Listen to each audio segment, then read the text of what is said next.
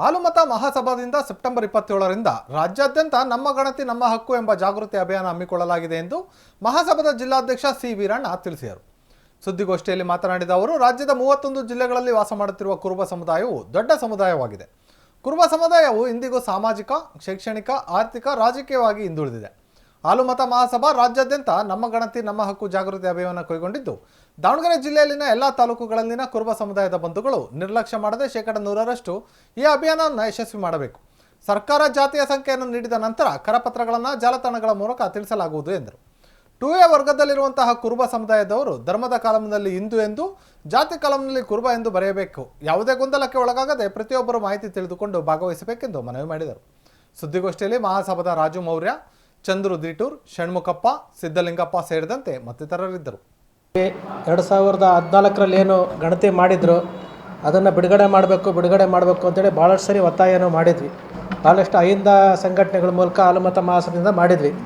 10 ವರ್ಷಗಳ ಕಾಲ ಇಟ್ಕೊಂಡು ಅದನ್ನು ಮೂಲೆಗೆ ಹಾಕಿದ್ರು. ಈಗ ಹೊಸದಾಗಿ ಪ್ರಾರಂಭ ಮಾಡ್ತಾ ಇದ್ದಾರೆ. ಈಗ ಪ್ರಕ್ರಿಯೆ ಪ್ರಾರಂಭ ಆಗಿದೆ. ಸೆಪ್ಟೆಂಬರ್ 27ರಿಂದ ಮನೆ ಮನೆಗೆ ಸಮೀಕ್ಷೆ ಬರ್ತಾರೆ.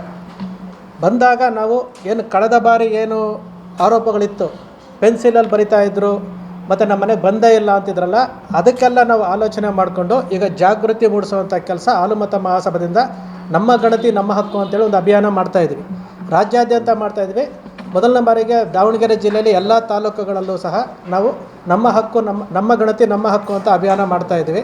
ಪ್ರತಿಯೊಂದು ಮನೆಯಲ್ಲೂ ಸಹ ಪ್ರತಿಯೊಬ್ಬರೂ ಸಹ ಇದು ಕರ್ತವ್ಯ ಅಂತ ತೊಡಗಿಸ್ಕೊಂಡು ಪ್ರತಿಯೊಂದನ್ನು ಯಾರೂ ಮಿಸ್ ಆಗಬಾರ್ದು. 100% ಗಣತಿ ಆಗಲೇಬೇಕು. ಈಗಾಗಲೇ ಜಯಪ್ರಕಾಶ್ ಹೆಗಡೆ ಅವರು ವರದಿ ಶಿಫಾರಸು ಮಾಡಿದ್ದಾರೆ. ಕುರುಬರು ಅತಿ ಹಿಂದುಳಿದ ವರ್ಗಕ್ಕೆ ಸೇರಿದ್ದಾರೆ ಅಂತೇಳಿ ಶಿಫಾರಸು ಮಾಡಿರೋದುಂಟು. ಅದು ಇವತ್ತು 10 ವರ್ಷಗಳ ನಂತರವೂ ಸಹ ಅದೇ ಬರುತ್ತಾ? ಅದಕ್ಕೋಸ್ಕರವಾಗಿ ನಮ್ಮ ಹಕ್ಕನ್ನು ನಾವು ಪ್ರತಿಪಾದಿಸಬೇಕಾಗುತ್ತೆ. ಈ ಸರ್ಕಾರ ನಮಗೆ ಶೈಕ್ಷಣಿಕವಾಗಿ, ಸಾಮಾಜಿಕವಾಗಿ, ಆರ್ಥಿಕವಾಗಿ, ರಾಜಕೀಯವಾಗಿ ಈ ಸಮುದಾಯವನ್ನು ಕಡೆಗಣಿಸ್ತಾನೇ ಬರ್ತಾ ಇದೆ. ಆದ್ದರಿಂದ ನಾವು ಈ ಗಣತಿಯನ್ನು ನಾವು ಒಂದು ಕರ್ತವ್ಯವಾಗಿ ನಾವು ತೆಗೆದುಕೊಂಡು ಈ ಜಿಲ್ಲೆಯಲ್ಲಿರುವಂತಹ ಪ್ರತಿಯೊಬ್ಬ ಕುರುಬ ಸಮುದಾಯದವರಿಗೆ ನಾವು ತಲುಪುವಂಥ ಕೆಲಸ ಮಾಡ್ತಾಯಿದ್ವಿ. ಈಗ ಸರ್ಕಾರ ಒಂದು ನಂಬರನ್ನು ಬಿಡುಗಡೆ ಮಾಡುತ್ತೆ. ಒಂದು ಜಾತಿಗೆ ಒಂದು ನಂಬರ್ ಬಿಡುಗಡೆ. ಕಳೆದ ಬಾರಿ 715 ಮಾಡಿದರು. ಈ ಬಾರಿ ಯಾವ ನಂಬರ್ ಬಿಡುಗಡೆ ಮಾಡ್ತಾರೆ ನೋಡಿಕೊಂಡು ನಾವು ಕರಪತ್ರಗಳ ಮೂಲಕ ಸೋಷಿಯಲ್ ಮೀಡಿಯಾದಲ್ಲಿ ಪ್ರತಿಯೊಂದು ಮನೆಗೂ ತಲುಪುವಂತಹ ಅಭಿಯಾನವನ್ನು ನಾವು ಹಾಲುಮತ ಮಹಾಸಭಾ ದಾವಣಗೆರೆ ಜಿಲ್ಲೆಯವರು ನಾವು ಮಾಡ್ಕೊಂಡಿದ್ವಿ. ತಾಲೂಕಲ್ಲಿ ಸಭೆಗಳನ್ನು ಮಾಡುವ ರೀತಿಯಲ್ಲಿ ಮತ್ತು ಯಾರೇ ಆಗಲಿ ಆ ಗ್ರಾಮಗಳಲ್ಲಿ ಸ್ವಯಂ ಸೇವಕರನ್ನಾಗಿ ನೇಮಕ ಮಾಡ್ತಾಯಿದ್ವಿ. ಗಣತಿದಾರರು ಬಂದಾಗ ಅವರು ಕರೆಕ್ಟಾಗಿ ಎಂಟ್ರಿ ಮಾಡ್ತಾ ಇದ್ದಾರಾ, ಪೆನ್ಸಿಲಲ್ಲಿ ಬರ್ಕೊಳ್ತಾ ಇದ್ದಾರಾ, ಪೆನ್ನಲ್ಲಿ ಬರ್ಕೊಳ್ತಾ ಇದ್ದಾರಾ, ಟ್ಯಾಬಲ್ಲಿ ಏನಾದರೂ ಎಂಟ್ರಿ ಮಾಡ್ತಾಯಿದ್ರೆ ನಾವು ಹೇಳಿದಂತಹ ಮಾಹಿತಿಗಳು ಕರೆಕ್ಟ್ ಇದೆಯಾ, ಬೇರೆ ಏನಾದರೂ ಮಾಡ್ತಾ ಇದ್ದಾರಾ, ಪ್ರತಿಯೊಂದು ಅಬ್ಸರ್ವೇಷನ್ ಮಾಡೋಕ್ಕೆ ಕೆಲವೊಂದು ನಾವು ಅವ್ರಿಗೆ ಟ್ರೈನಿಂಗು ಸಹ ನಾವು ಕೊಡಬೇಕು ಅಂತ ನಿರ್ಧಾರ ಮಾಡ್ಕೊಂಡಿದ್ವಿ. ಒಂದು ಹೆಲ್ಪ್ಲೈನು ಸಹ ನಾವು ಮಾಡ್ತಾಯಿದ್ವಿ. ಮುಂದಿನ ವಾರದಲ್ಲಿ ಒಂದು ಹೆಲ್ಪ್ಲೈನು ನಾವು ಮಾಡ್ತಾಯಿದ್ವಿ. ಆ ಹೆಲ್ಪ್ಲೈನನ್ನು ಮುಂದೆ ನಂಬರ್ ಬಂದಾದಮೇಲೆ ನಾವು ಮತ್ತೊಮ್ಮೆ ಪತ್ರಿಕಾಗೋಷ್ಠಿ ಮಾಡಿ ಆ ಹೆಲ್ಪ್ಲೈನ್ ನಂಬರು ಮತ್ತು ಆ ಕಾರ್ಡುಗಳನ್ನು ಸಹ ಬಿಡುಗಡೆ ಮಾಡೋದ್ರಲ್ಲಿ ಇದ್ದೀವಿ. ಈ ಸಮುದಾಯ ಇಡೀ ಕರ್ನಾಟಕದಲ್ಲಿ ಬೀದರ್ನಿಂದ ಚಾಮರಾಜನಗರದವರೆಗೂ ಇದೆ. 31 ಜಿಲ್ಲೆಯಲ್ಲಿದೆ. ಬೀದರಲ್ಲಿ ಗೊಂಡ ಅಂತಿದೆ, ST ಪಟ್ಟಿಲಿದೆ. ನಾವು ಇಡೀ ಕರ್ನಾಟಕದ ಜನತೆಗೆ ಹೇಳೋತ್ತಂದರೆ 2Aಲಿರುವಂತಹ ಎಲ್ಲ ಕುರುಬರು, 2Aನಲ್ಲಿರುವಂಥ ಎಲ್ಲ ಕುರುಬರು ಧರ್ಮದಲ್ಲಿ ಹಿಂದೂ ಅಂತ ಬರೆಸಿ, ಜಾತಿನಲ್ಲಿ ಕುರುಬ ಅಂತಲೇ ಬರೆಸಿ, ಬೇರೆ ಏನು ಬರೆಸಲಿಕ್ಕೆ ಹೋಗಬೇಡ್ರಿ.